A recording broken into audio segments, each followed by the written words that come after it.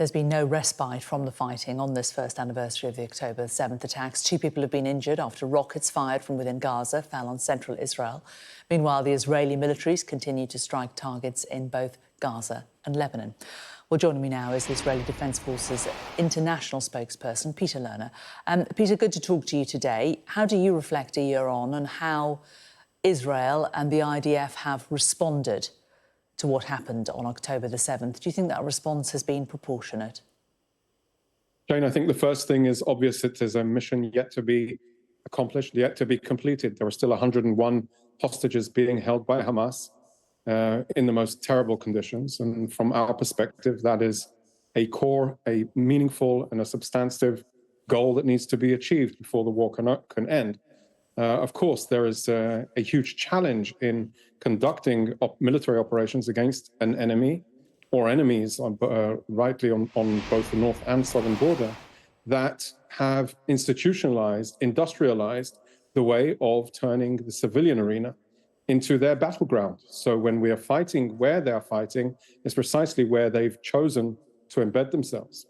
So there is a challenge.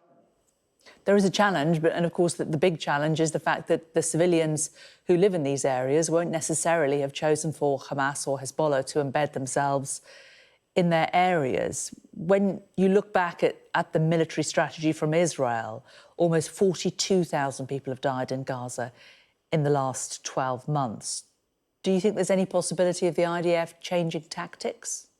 So we know that in the course of the battle and the combat that has happened in Gaza, we've killed around 20,000 Hamas terrorists, Islamic Jihad terrorists, the people that were planning, conducting, and continuing their fights against us, even as we speak now. So the battle continues. And of course, every civilian caught up in this war is a true tragedy for the communities on both sides of the fence, Israelis and Palestinians alike.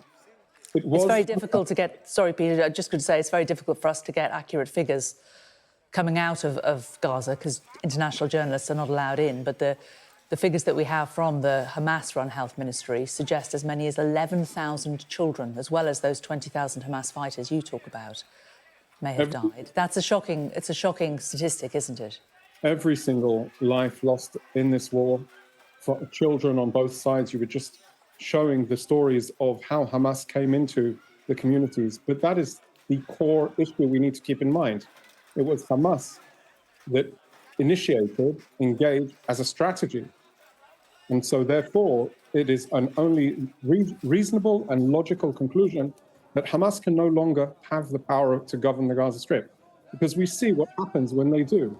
And so, of course, there are consequences. When you launch a war on a country, on a neighboring country, there are consequences to it. Now, Hamas was the government of Gaza. Hamas utilized all of the tools of government to build their terrorist army. They didn't invest in the people, they invested in tunnels. They didn't invest in healthcare, they invested in rockets that are still being fired at us this morning. So I would say, yes, of course, there is a huge civilian toll that is being paid on both sides of the fence. We need to ask ourselves, what is the alternative to let Hamas remain in control and plan for the next 7th of October? That's not an alternative for Israel. The alternative needs to be a negotiated agreement, but one that there can be mutual recognition, mutual understanding, not one where there's this looming sword of death that Hamas constantly wields still to today and threatens to chop off our heads. Given the chance, they will do so, because we saw precisely what happened last year. You were very critical of the Israeli Prime Minister Benjamin Netanyahu back in July. You said that he promised a complete victory over Hamas, but led the country to defeat. Do you see any difference in what Israel is now doing to try to dismantle Hezbollah in Lebanon? I think there's I was out of reserve duty and speaking specifically about how foreign policy, in my view, was being conducted. I think that there is a much more broader consensus to the need to get rid of Hamas, to the need to confront Hezbollah, and more importantly, to engage and seek out the challenges that we have now with Iran. So I think when we are facing Hezbollah, and I think it is absolutely necessary, the abilities that Hezbollah had planned, and as we've shared with Sky News earlier this week, the staging grounds that they had prepared on the border between northern Israel and southern Lebanon make what Hamas did look pale. They had the extent of their network of attack infrastructure, with tunnels, with weapons, with intelligence, with rockets, explosives, drop bags ready to go. So all they were waiting for is the green light from Nasrallah themselves. So from my understanding, there is no other choice. There are 60,000 Israelis still today, a year after the Hamas launched their war and a year after Hezbollah joined in, living out of home. So their demand of the Israelis that are living out of home is to go back home. They deserve that right a year after. There's been a year of negotiations to try and achieve that. It did not realize, and the government instructed the military to take up a military effort to restore safety and security to northern Israel. So, of course, Hezbollah, over the last 20 years, that have accumulated a huge arsenal of 200,000 rockets, missiles, and drones. They have more rockets and missiles than most European countries. Why should a non-state actor hold Israel and Lebanon hostage?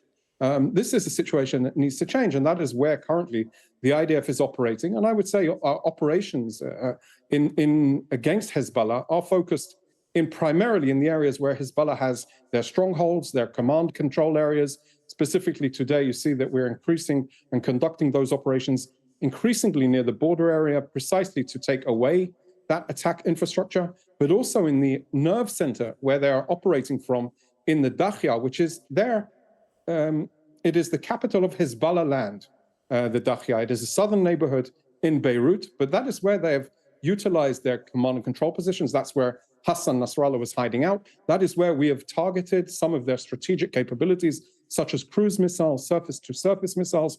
This is where they are putting these tools. So there is a serious change that needs to happen so that Israelis can get back home and that safety and security can prevail for everyone in the region.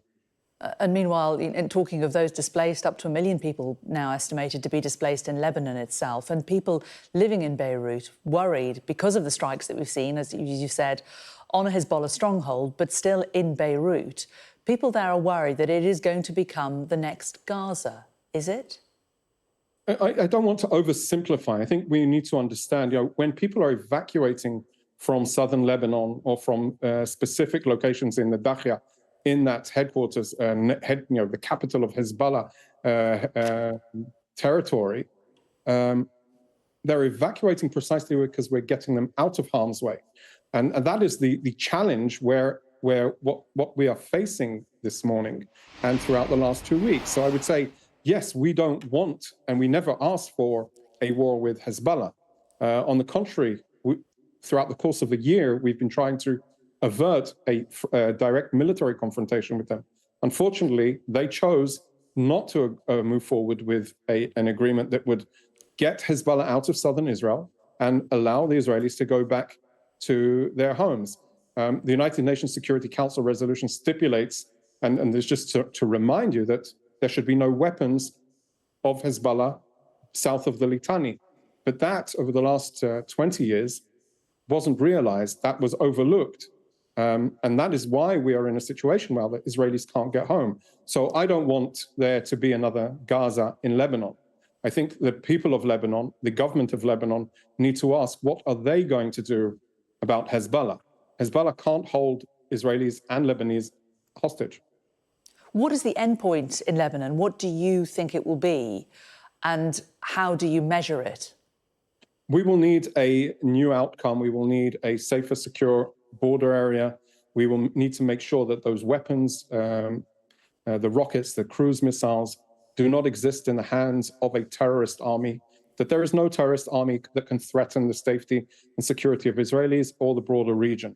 Hezbollah was born and raised and cultivated by Iran as a proxy for Iran for their interests.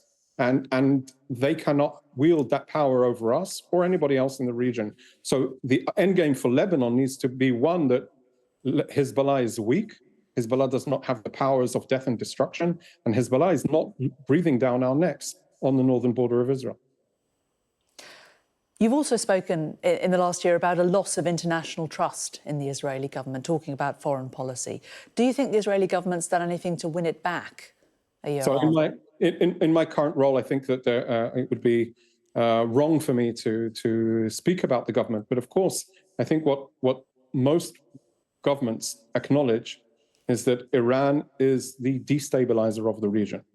Iran is the empower of the likes of Hamas, the likes of the Houthis, and the likes of Hezbollah, and also the Shiites in Iraq. Without Iranian knowledge, know-how, weapons, training, funding, none of these organizations would be able to fire a single rocket at And Israel. briefly, sorry, we're almost out of time, but how then can Israel fight back against Iran without escalating things further?